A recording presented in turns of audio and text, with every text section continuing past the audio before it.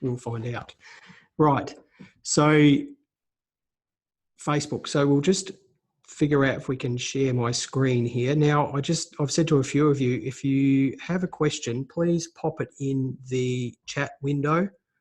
There is a chat button at the lower right of the Zoom window. So if you're on a computer, you just click on that, you'll be able to see the chat window. And there's also a way that you can raise your hand there and just grab my attention that way. I can't tell you exactly how to do that because I can't raise my hand using the host app. But if someone can figure out how to do it and wants to share it with everyone else, that would be great. So I'll just go ahead and share my screen here and we'll look at PowerPoint.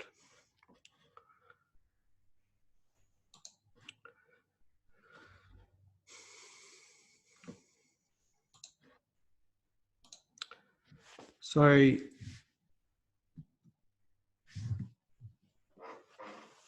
I guess the main reason why everyone is interested in Facebook ads is because pretty much everyone's on it.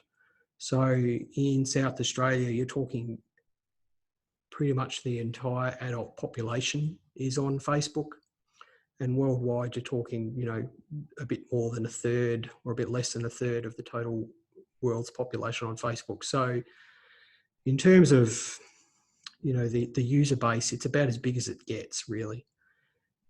The real advantage of it, though, other than the sheer number of users, is how sticky it is. And sticky is a term that app developers use for, how many times people come back to the app. And on Facebook, they come back, 3/4 of users come back every day, and most people spend at least 20 minutes a day on it. And I saw a statistic once that said that the average user goes through something like 26 meters of news feed a day. So, you think about how tall your smartphone is, how many screens full of information has to be 26 meters. It's quite a lot. The other advantage that the Facebook advertising platform has is that they know a creepily large amount about you, about what you like, what your behavior is, what your interests are, who your family is, who your friends are, your demographics and things like that. And this allows you as an advertiser to be super specific about how you target your ads. Lots of people see that number up the top here of 1.1 million users in South Australia and think, well, great, I can target everyone in South Australia. But you can do that on TV or whatever you like. The real advantage with Facebook is the fact that you can pick out the 27,500 people in South Australia that are most likely to want to buy your product. And that's where the real power comes in. It's got potentially low cost. You can set up an ad for, $1 or $2 a day. You don't have to spend a huge amount of money on it. And it is surprisingly fast to set up once you get used to the interface. So that's the advantages of why you'd want to use Facebook. And you as an advertiser, you need to think about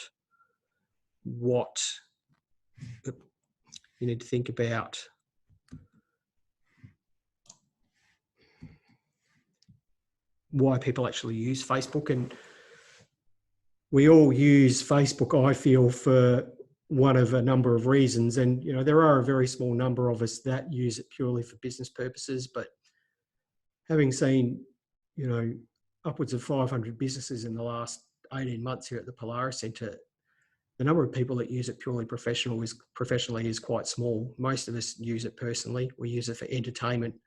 We use it to communicate with family and friends and find out what's going on in their lives.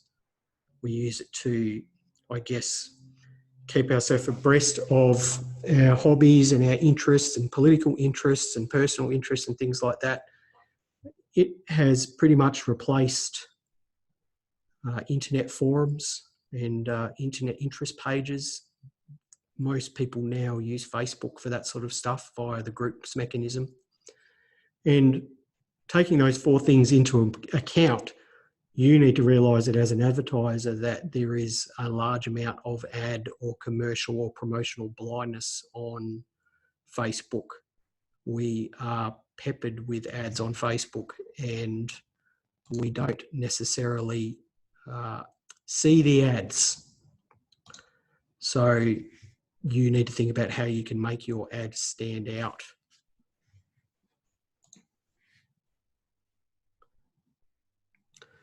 So can it work for everyone? I don't believe so. I don't believe that Facebook ads are for everyone. But if you were to think about why people purchase from you, how they purchase from you, when they purchase from you, and think about what is the motivation for those potential customers to purchase from you, and then relate that to the way that people use Facebook. So if your purchase is an emotional decision or something that's based on hype or interest or a hobby or emotions or something like that, then there's a reasonable chance that you could do okay on Facebook. If you're selling a staple or a needs-based product, say for example a plumber or an electrician, I think that running ads on Facebook could be a hard road to run. But if you're running, for example, in our business, we run a hobby business. We do very well out of Facebook ads because there is a huge community of people that are interested in that hobby that are active on Facebook. So you need to think hard about how and why people purchase your products and whether you think those people are in that emotional state while they're on Facebook. So whenever I talk to someone about, have you done Facebook advertising, their first response is, oh yeah, I've boosted a post. And the main reason for that is that Facebook makes boosting posts super easy.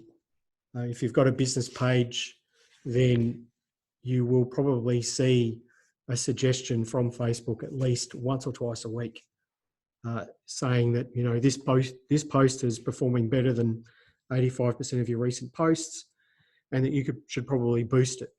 And in 2 or 3 clicks, you can be giving Facebook money. And at the end of the day, that's what they want. They want your money. So they make it as easy as possible to boost a post. So can boosting posts be worthwhile? Yeah, it absolutely can.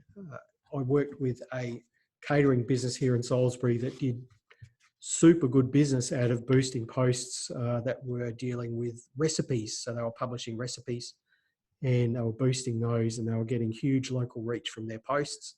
But then, I see other people boosting event posts where they're trying to sell tickets to an event or get attendees to an event, and they just don't work.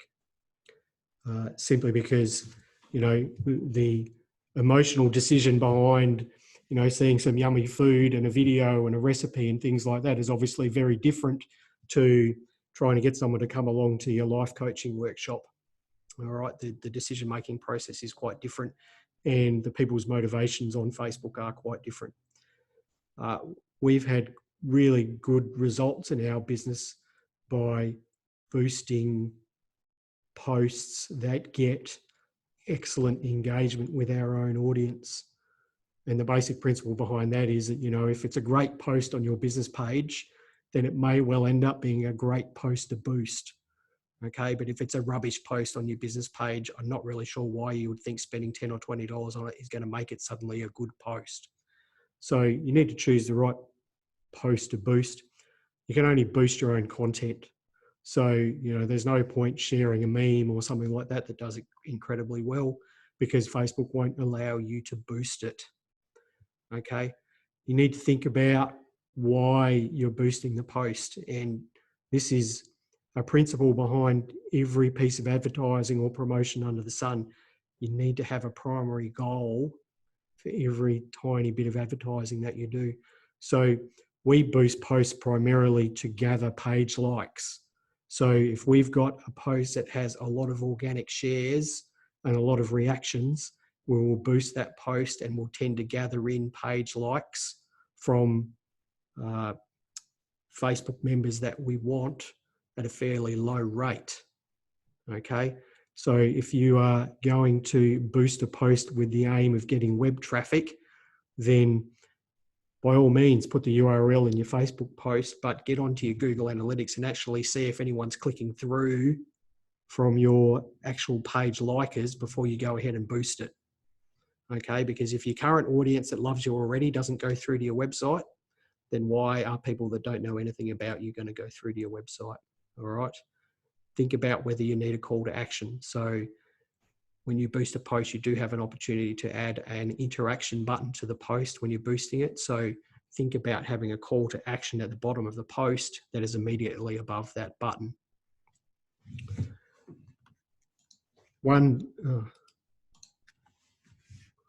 So this is the problem with new technology, is I keep changing the slide.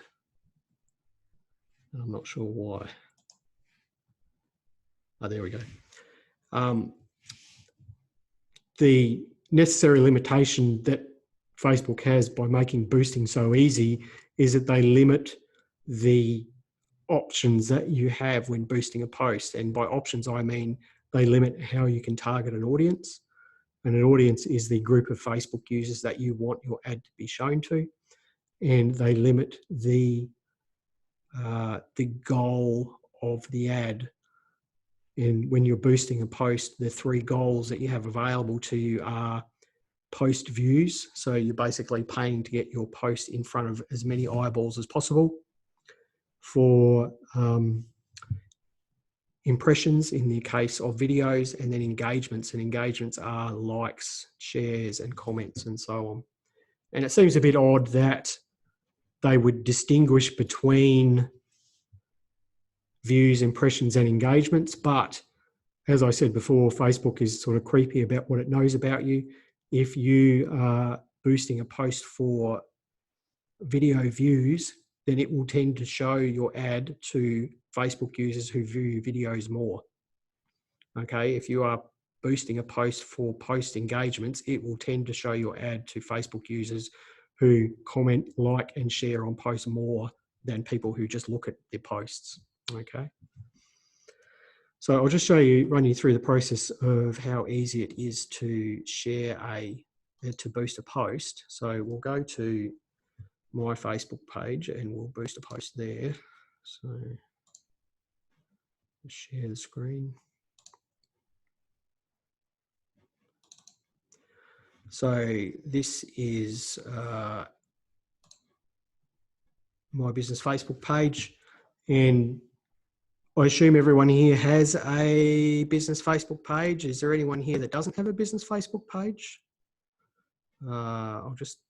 Let's have a look at the chat here. Does anyone here not have a business Facebook page? No? Yes? Okay. All right, so if everyone here has a business Facebook page, then this should look pretty familiar to you. So it looks slightly different to what your normal Facebook page looks like, but you can see, if we just go over to posts over here, you can see the history of posts that we've made, and under each post is this boost post button. So, Facebook's pretty unashamed about getting you to boost posts. So if we just pick a post here to boost, we'll boost this one. So here under the objective, this is the objective of your boosted post.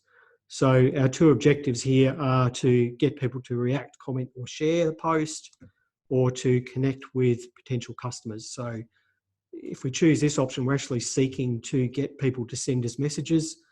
And as we talked about Facebook users' behaviors before, Facebook will tend to show this ad to people who send more messages to business pages.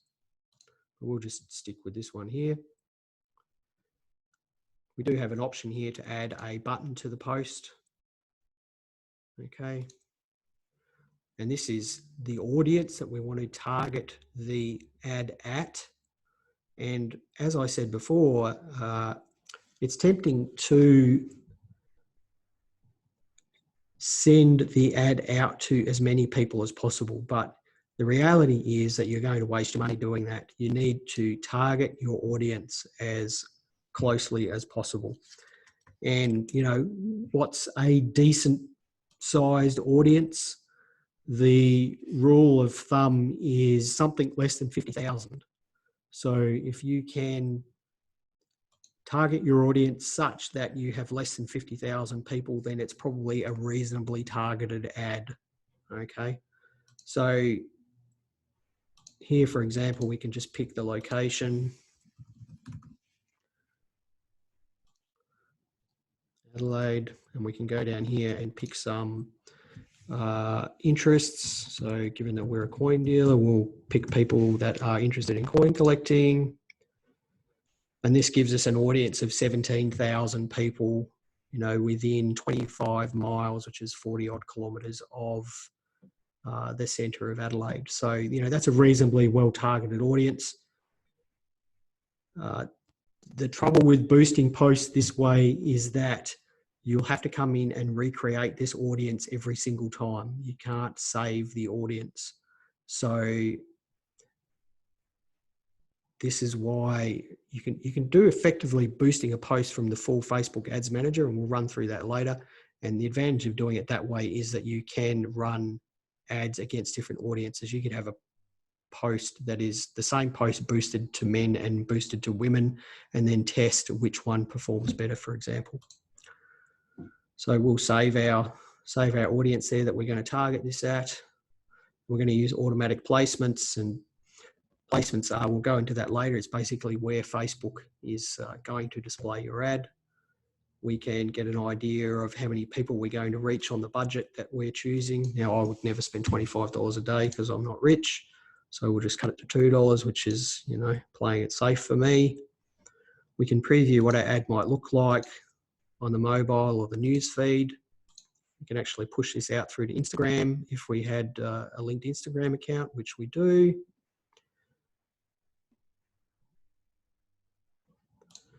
So it's asking for a total budget of $10. Right, so that's taken, you know, perhaps 2.5 minutes to get to the point where we're ready to give Facebook $10, and then we could just boost our post. And over the period of 5 days, they would attempt to spend our money evenly over a period of 5 days, showing our ad to people who comply with this set of audience characteristics. So that's boosting a post. It can be effective in the right way, but I think your money is sometimes better off spent a different way. Okay.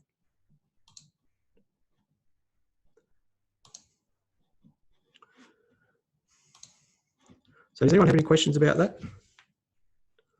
No? I can't see Maria. Rosalia's here. Hello, Rosalia. Hello, Mike. Right, so that's boosting a post.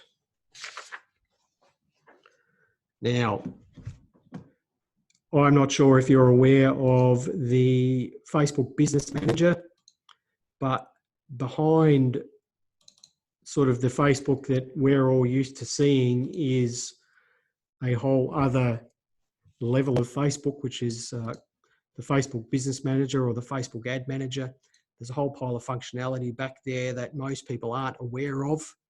You can access Facebook Business Manager by just typing in the URL business.facebook.com, and you can set up effectively what is a separate account. It's not the same as your normal Facebook account.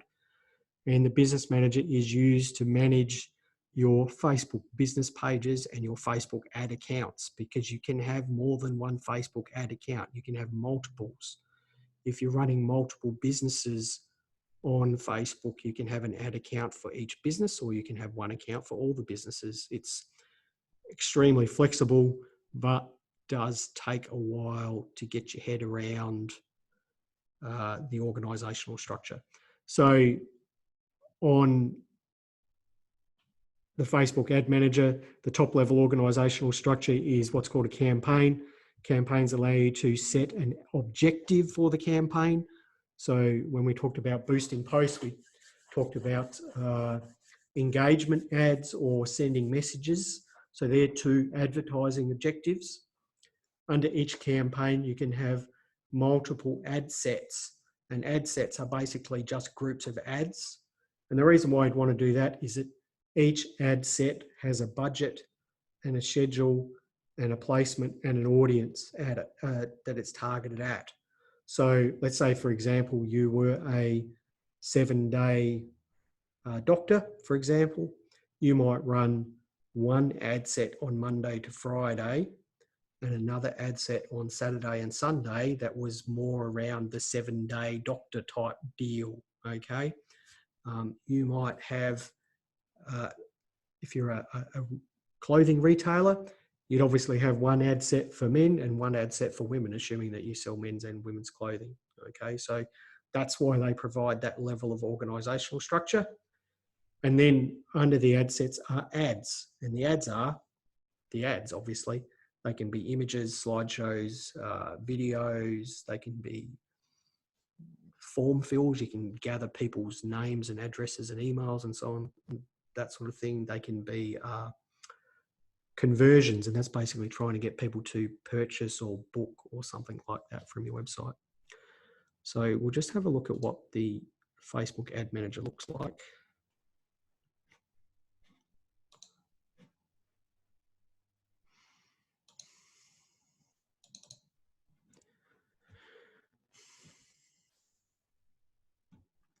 Right, so for me, the Ads Manager is available from just this arrow here at the top right of Facebook. And I should just say, if you're tempted to try to manage your Facebook ads from your phone, don't. Okay, do it from a computer, do it from a PC or a Mac or something. There is a Facebook Business Manager app, and there is a mobile version of the business Facebook page, but in my experience, they're terrible. And you're better off doing it from a computer. It's less confusing and you're less likely to make mistakes. So anyway, from this arrow here, we can see manage ads down the bottom here. And this is what it looks like. So this is the ads manager, and across these tabs here, we can see this organizational structure, which I talked about. We've got our campaigns, we've got ad sets, and then we've got ads under the ad sets. So these are the campaigns, for example, that we've been running for the last little while. You can see they've all got a name. Ideally, you know, if I'm feeling organized that day, it actually tells us exactly what the campaign is and what it's targeted at. And if you have been boosting posts, they will actually show up in here. Okay, so your boosted posts are normal Facebook ads. You just get to pick from a limited subset of the features that it offers. So if this Purple Penny Page Likes ad here, if we look at the ad sets, you can see that we've got one active ad set in there, and we've called it the Purple Penny Page Like ad set AU 18+. And then under that ad set, we've got a number of ads. And we have only, just close some of these boxes here so you can see more.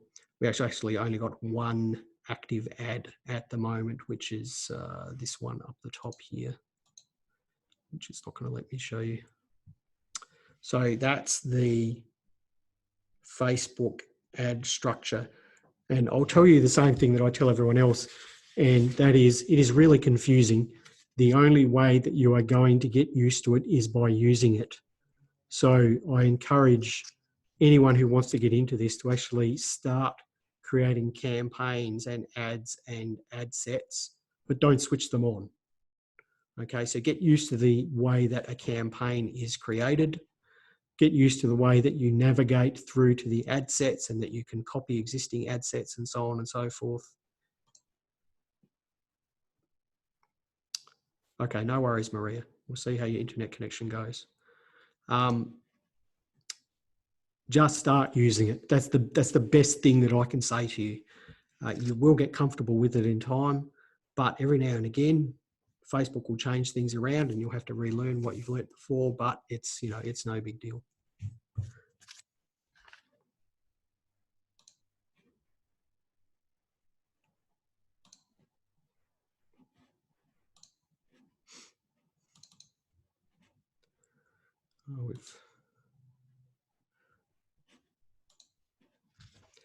Right.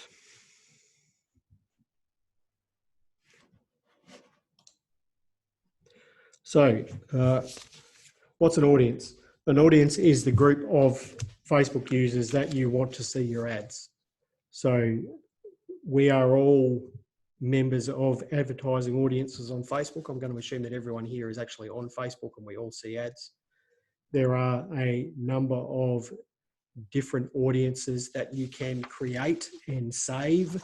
And I think for a lot of people that are just getting into this, creating audiences is one of the most valuable things that you can do, because it gives you some idea of the way that you can craft your ads to better suit the audiences that you're pitching your ads at. And the example I like to give for this is a physiotherapist that I worked for, and she had generated all of these rather technical videos about different treatment techniques that she had. And, you know, I found the videos hugely interesting. And I said to her, I bet you these perform much better against on a male audience than a female audience, because, you know, us men, we like to think that we're learning things. And so she actually targeted that ad at men and at women separately. And it turned out that she had about an 80% better engagement rate from men than she did from women. So as a consequence, she ran that ad purely against a male demographic, and then she created other material to run against women. Okay, whereas if she'd just been pushing that ad to the entire demographic, she would have been giving money away. All right. So there are three types of audiences available to you. There's a saved audience, and when we created that audience before, when we were boosting our ad, that was a saved audience. You can create an audience based on demographics, location, behavior, job title, marital status, upcoming life events, past life events, all sorts of stuff. And then you can save those audiences for later use when you're running ads. It gets a bit more complicated than just... Stop using the mouse wheel.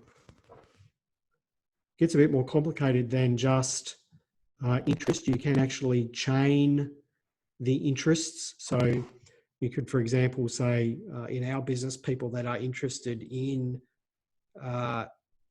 coin collecting and antiques. Okay, so we're sort of narrowing that audience down a little bit further. Or you could say coin collecting or antiques. Or you could say coin collecting and not antiques. Okay, or you could say coin collecting and single, or coin collecting and not single. So there's logic there that you can use to build those audiences. The next type of audience is called a custom audience.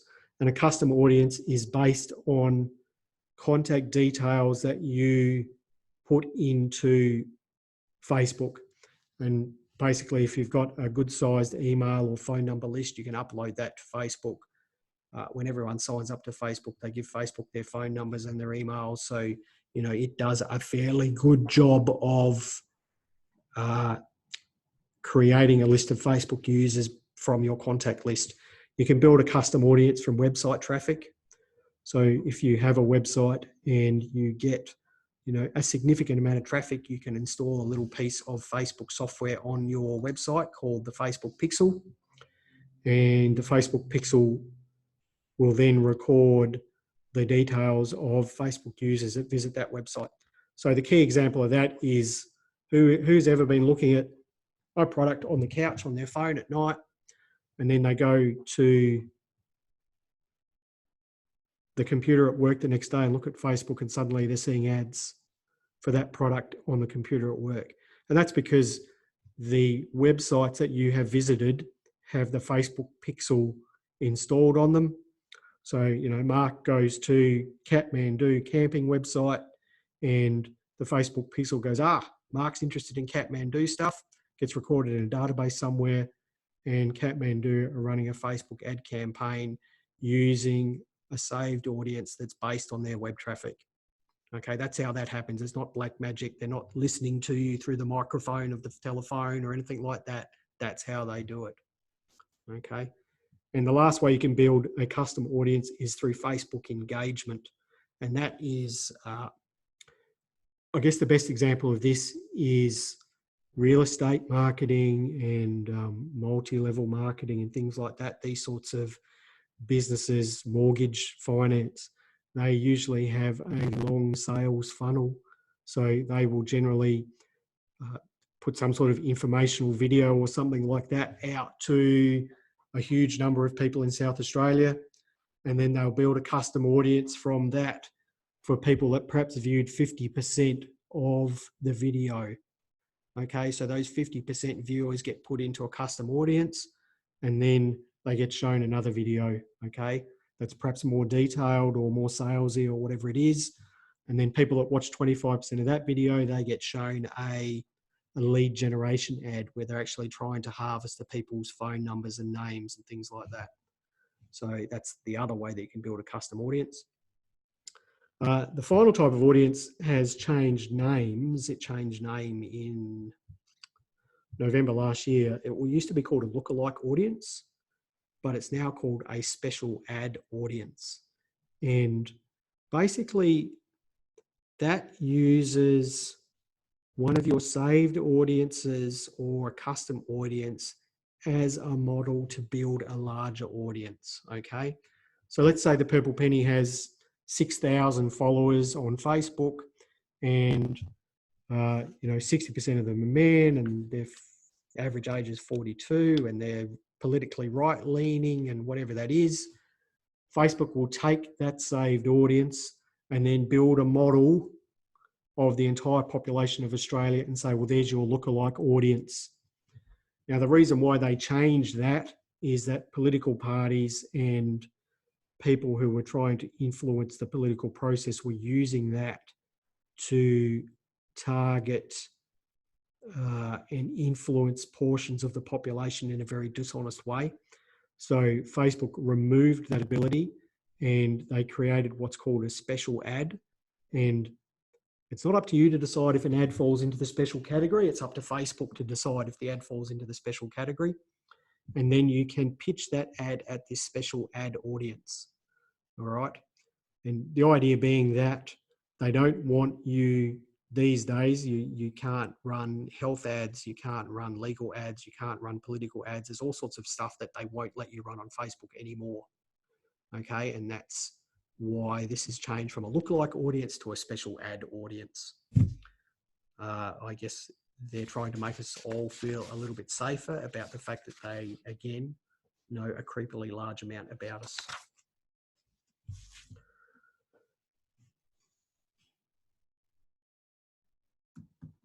So what we'll do is we'll actually create a saved audience. So the audience creation tool is available on the Facebook Ad Manager. I'll show you this in a minute. We're going to pick a location for South Australia. We're going to pick men as a gender. Surprisingly, not surprisingly, most coin collectors are men.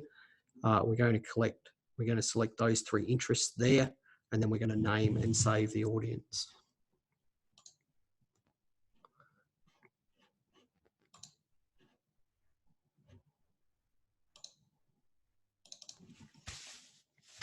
Right, so the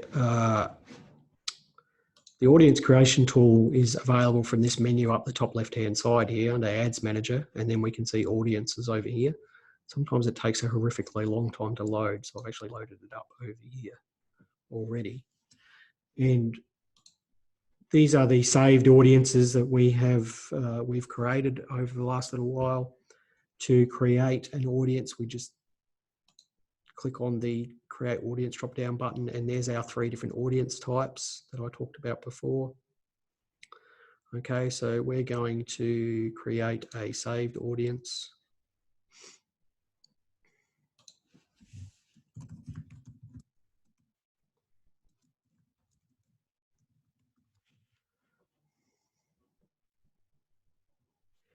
And we talked about South Australia. So there we've picked people in South Australia. So we get an idea then that we're going to reach 1.1 million people. Sounds really sexy, but the trouble is only a very small percentage of those are interested in coins, so that would be a waste of money. So we're going to go down here to detailed targeting, and we'll pick coins.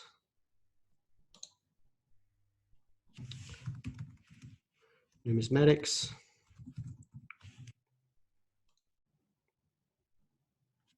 And coin collecting. So, just an FYI, you can't create your own interests. It's up to Facebook. Facebook manages that list of interests. So you need to spend some time thinking about how your product relates to a specific interest. Okay. There's other things in here that we can do. So this narrow audience is how we would say that we require them to also have these conditions. So at the moment, we're saying everyone who lives in South Australia who is interested in coins, coin collecting, or numismatics, but we could also say that they must have an upcoming birthday. Okay, so there we've narrowed our audience down hugely, and we'll probably find that our audience has gone down to 1,700 people. So this is this and type chaining that I was talking about before. Okay, or alternatively, people who are not having a birthday.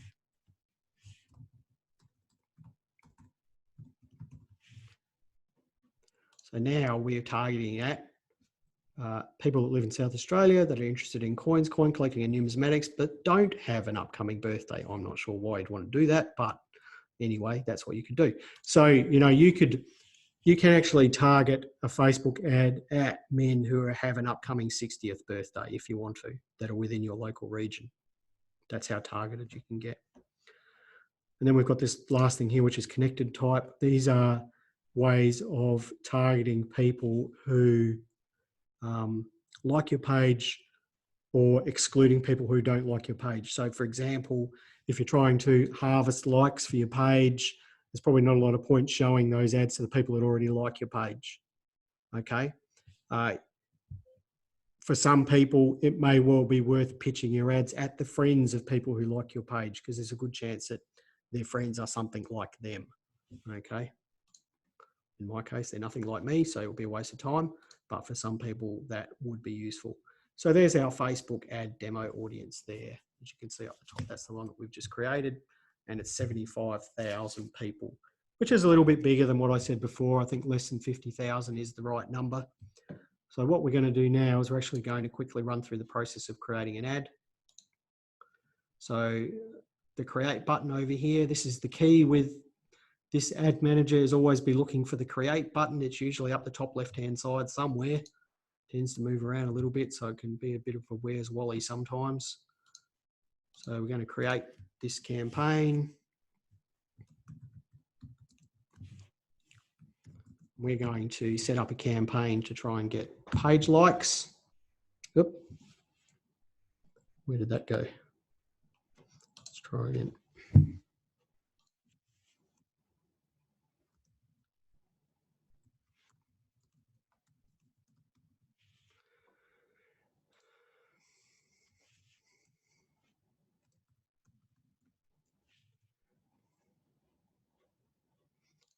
Just leave it at that for now.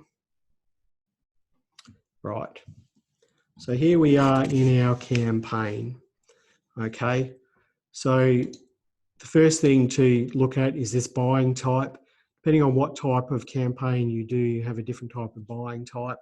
It can be an auction, so that basically means that if you're looking for page likes and there's people advertising to the same audience as you, the person who has the biggest budget will tend to have their ad shown first until their budget runs out. We get to this campaign objective here, and it's worthwhile just jumping back to PowerPoint here just to have a look at these campaign objectives.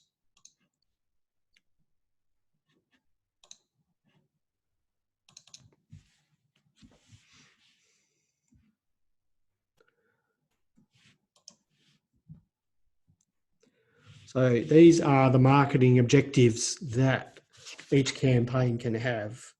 And I'm not sure who here is aware of so-called, someone's talking to me. I'll just stop the share and we'll have a look who's talking. Can you have, no, you cannot have more than one objective. Okay, so if you need more than one objective, you need 2 different campaigns. Okay, and can you explain auction again?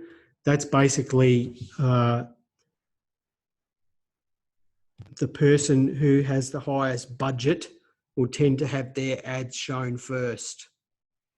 Okay, so it's a bidding system. So if you're bidding $5 a day and someone else is bidding $10 a day against the same demographic that you are, their ads will tend to be shown first so that their budget is used up first. So it's like a bidding process, like a competitive process. There's not a lot that you can do to control it. The only thing that I can say to you is that if you are targeting your audience really well, then you will tend to have less people competing against the same people. Okay.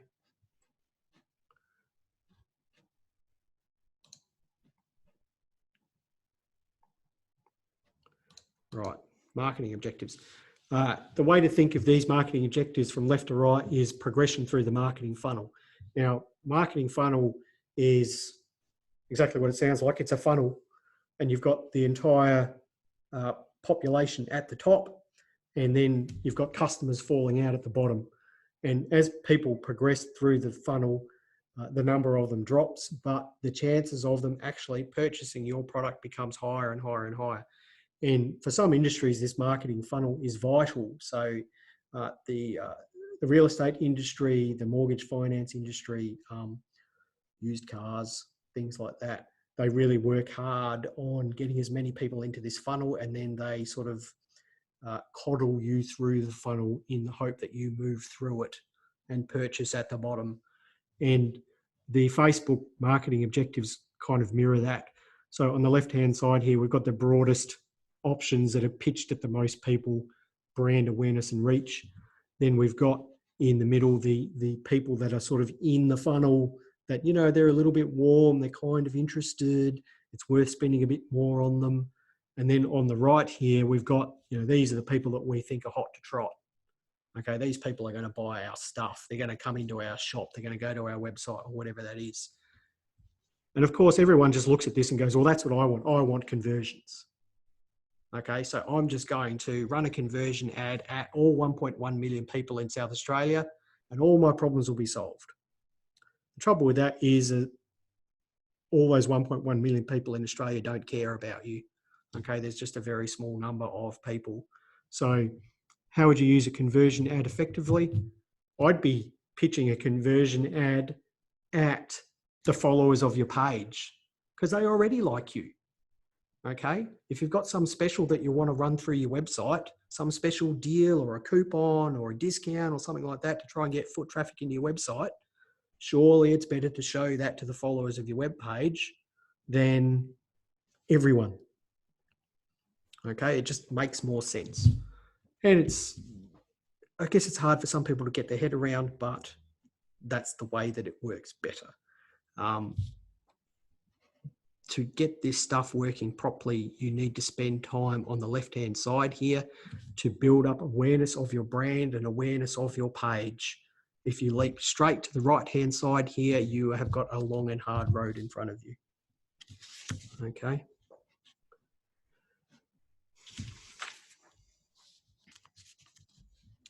So we'll go back to Facebook again.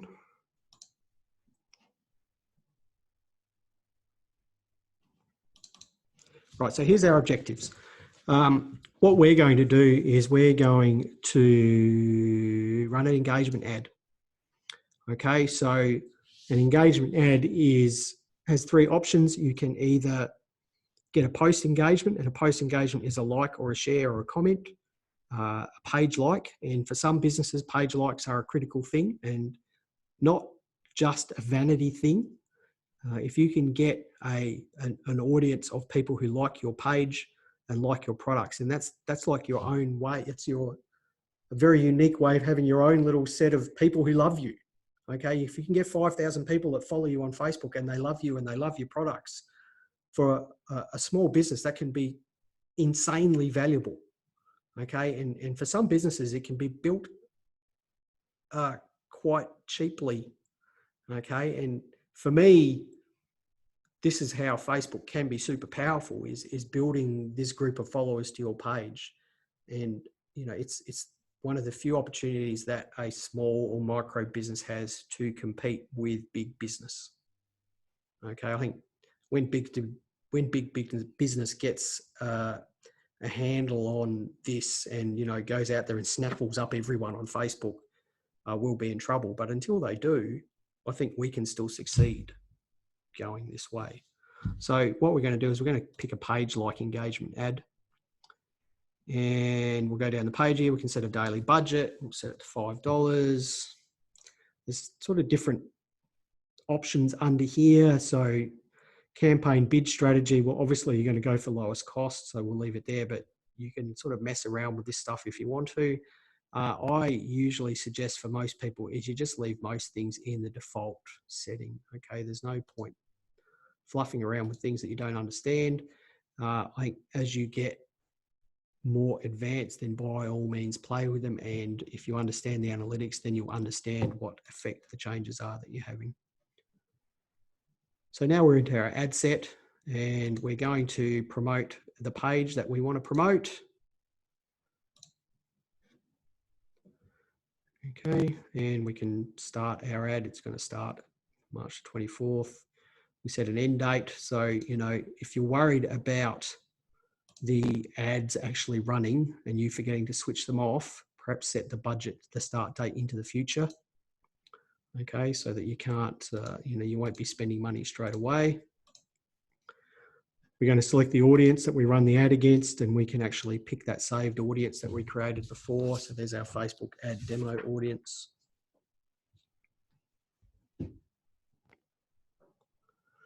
So placements. Placements are interesting.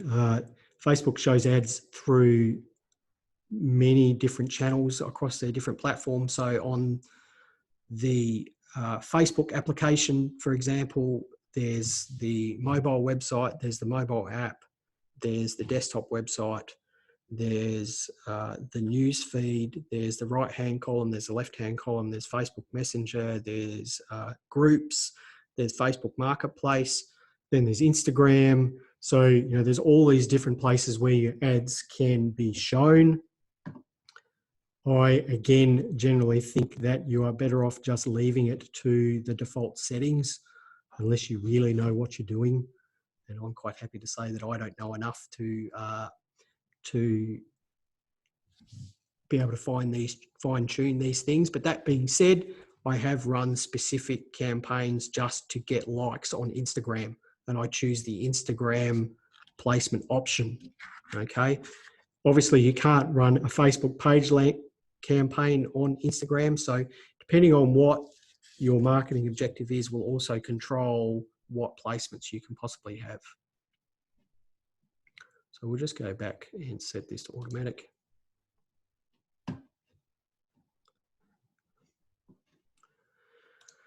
And really that's about it. So that's creating our ad set. So as I said, the ad sets are what controls the schedule, for example. So this is where we could actually set the weekday campaign and the weekend campaign. This could be where you could run a staged ad campaign for an upcoming event. So, you know, you could run one set of ads 2 weeks out and then another set of ads a week out, schedule it all up in here that way.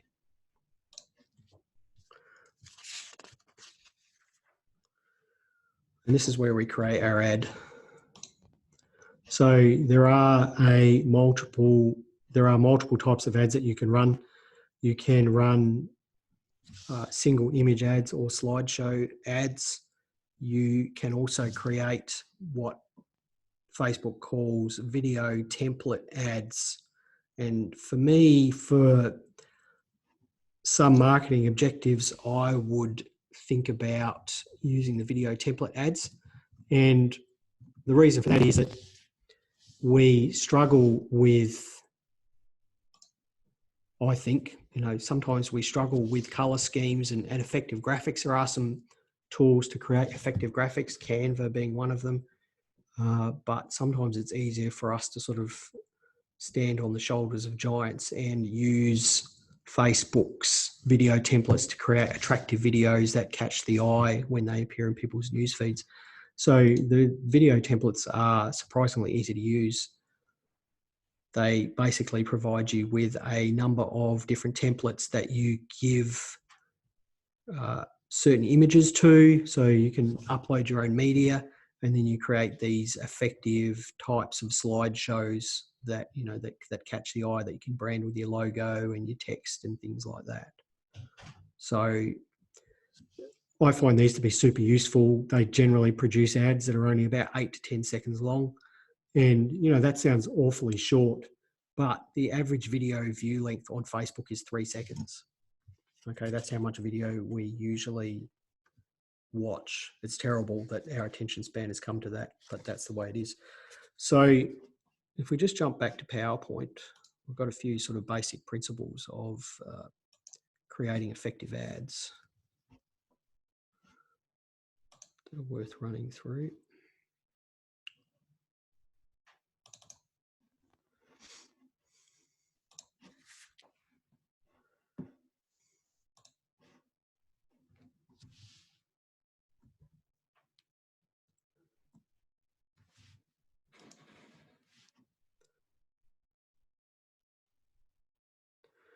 So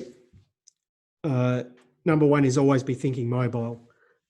Our ads, about 95% of the impressions for our ads are mobile impressions. Okay. And can everyone see me in the video? So people use their phones that way. Okay, that's how 90% of people use their phones. They use it that way. They don't use it that way. So this idea that you create highly produced widescreen 16:9 videos is a load of old rot, because it means if you do that, the people can see about that much of the screen space in video. Okay, they can see that much of the screen space as in an image. So use square images and use 4:3 videos. All right. They will fill up more of the screen space for 90% of the users of mobile devices. You need to think about the amount of text that's on images. Facebook has a rule that only 40% of the surface area of an image can have text on it. So you can't just put up an image and put your brand all over it and calls to action and things like that. They will reject your ad if you have too much text on it. And what's some general principles for what works well? Show people using your products. Okay. Craft images to your audience. If you're pitching it at men, then show blokey stuff. If you're pitching it at women, then don't show blokey stuff. Okay. Faces tend to do well. Happy faces tend to do well. Kids and pets do well. Testimonials can do well.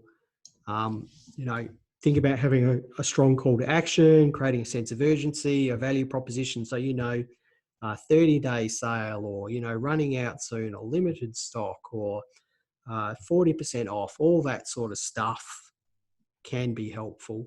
Think about using bright complementary colors, and clarity is vital. So every piece of advertising material you ever create, whether it be a Facebook ad or a business card or a flyer or whatever, it should have one goal, and it should be obvious when you look at it on a printout or on a phone screen or on a computer screen. It should be obvious to you what that goal is.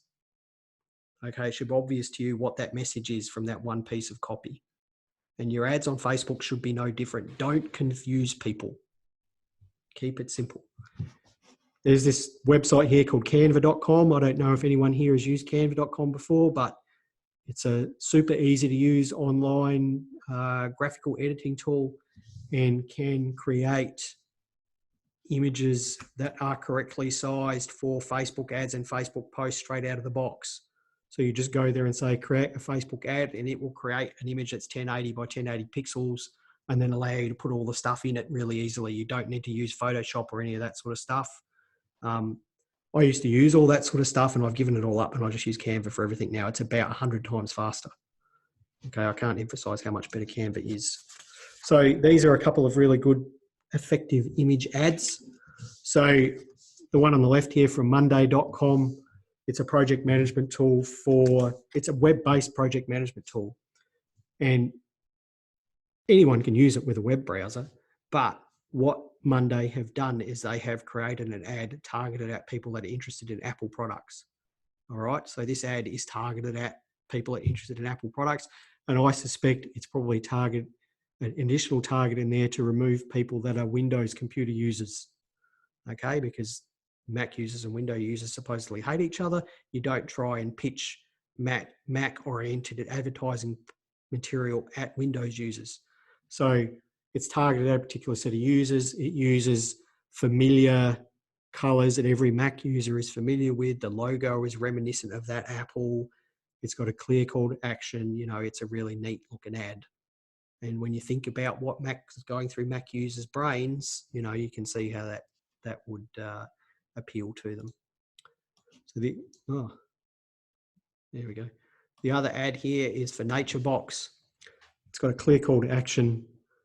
The colors are quite bright. It's going to stand out in your news feed. So, you know, these are ways that you can make images work for you. These sorts of images are remarkably easy to create in Canva for free. So if you've got a stock image of the food in the background here, or you take that picture yourself, then overlaying these two orange circles here with free trial on top of it in Canva takes about 30 seconds. Okay, it's dead simple.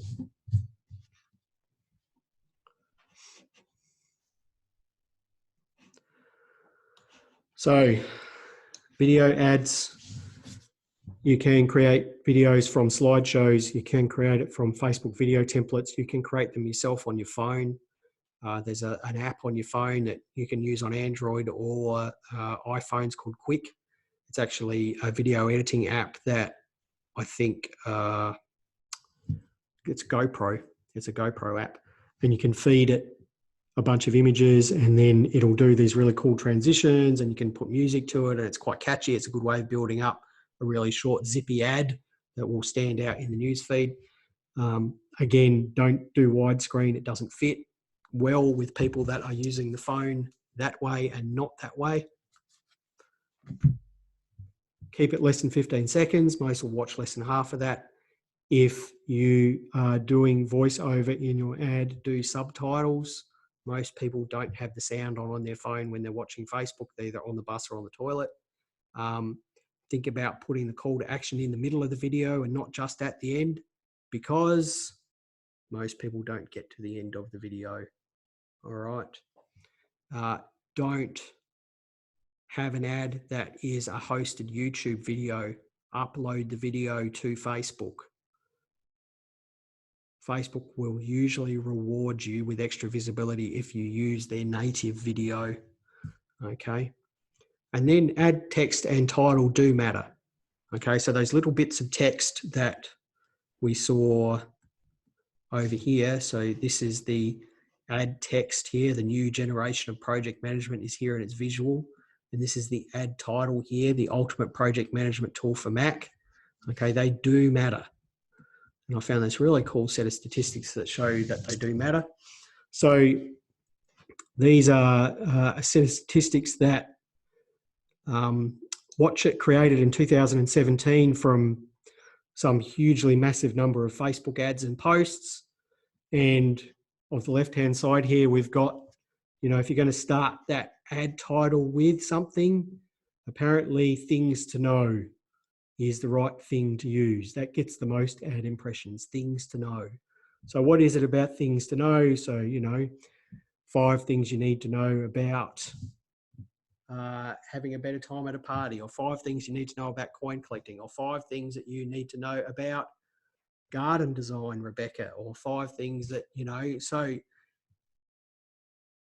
there are things that matter. So look, Game of Thrones is here.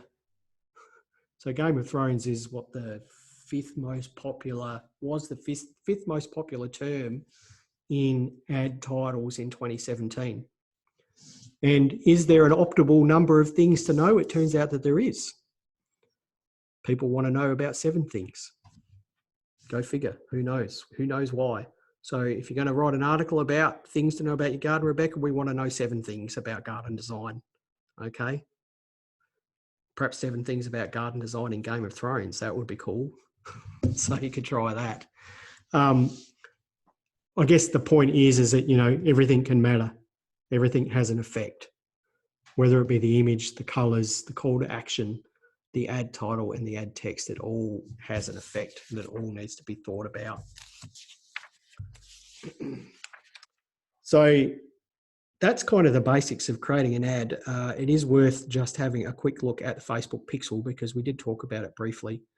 The Facebook Pixel is software that you install on your website and you get it from Facebook.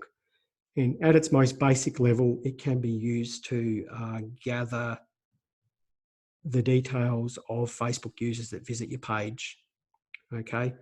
It can be used more finely grained than that. You can put a different Facebook pixel on every page of your website and then track the amount of traffic that goes to each page. You can have a Facebook pixel associated with a particular Facebook ad campaign. So you can then see how those people then travel through your website. It can be used for remarketing, and that's that creepy thing about looking at a product on your phone at night and then seeing it on Facebook at work the next day. That's called remarketing.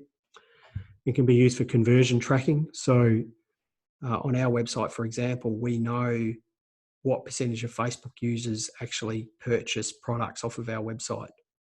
Okay, and our conversion rate from Facebook users is much higher than our conversion rate from normal web users. And that's because we get a lot of traffic from our Facebook page to our website. So that's a really interesting thing for us to know. And then it can be used for this lookalike or special ad audience building. So if you're building a website that gets a significant amount of traffic, if you get enough people there, Facebook can use the details of those people to build a model of behaviour and demographics and interests of people in the wider world, in Australia, for example. Okay. I'm not sure how useful that is for a lot of products, but certainly for political advertising and stuff like that, it's used very heavily. It's used extremely heavily. So that's it. I guess what I'll do is, if anyone's got any questions, I'll unmute everyone.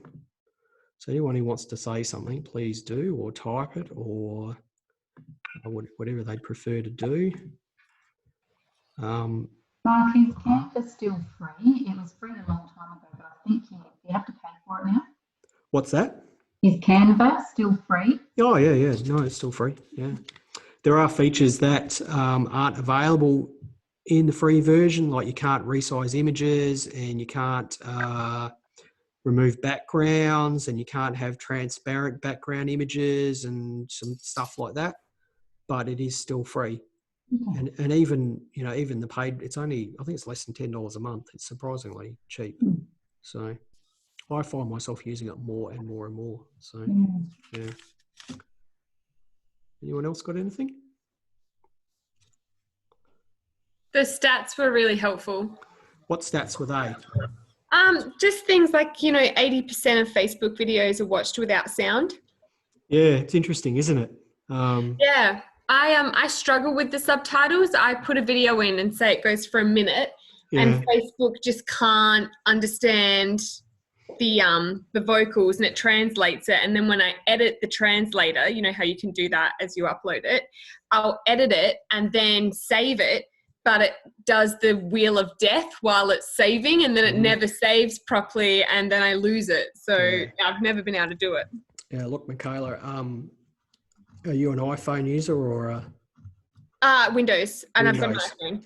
Yeah, well, you can put subtitles on a video with iMovie fairly easily. If you're a Windows user, you usually need some sort of third-party app to do it.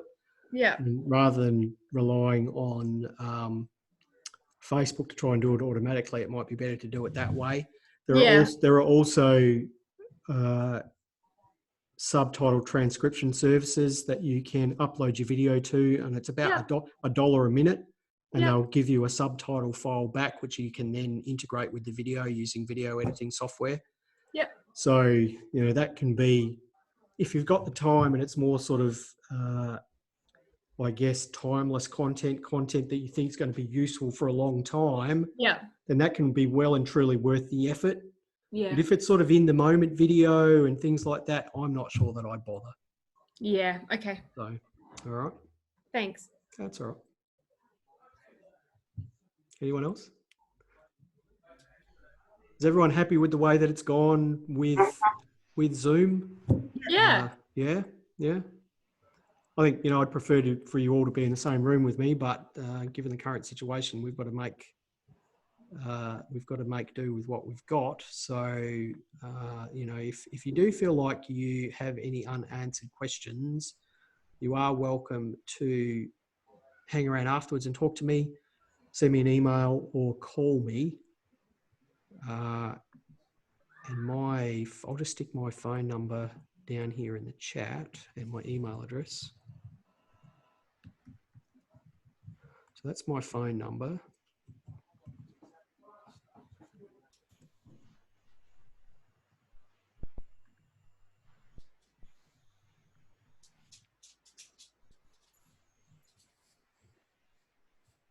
And you are welcome to call me, or thanks, Rebecca. That's nice to hear.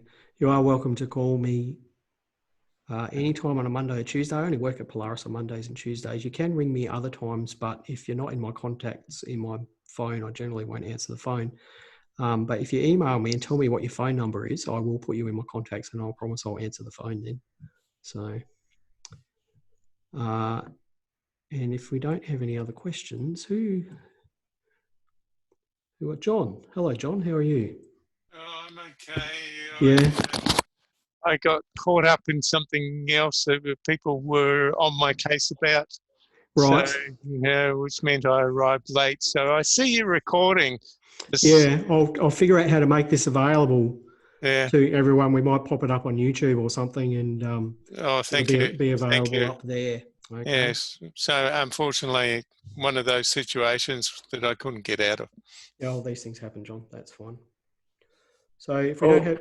All went well, Mark. Well done. Oh, thanks, boss. Mike is my boss, so he's just here making sure that I'm...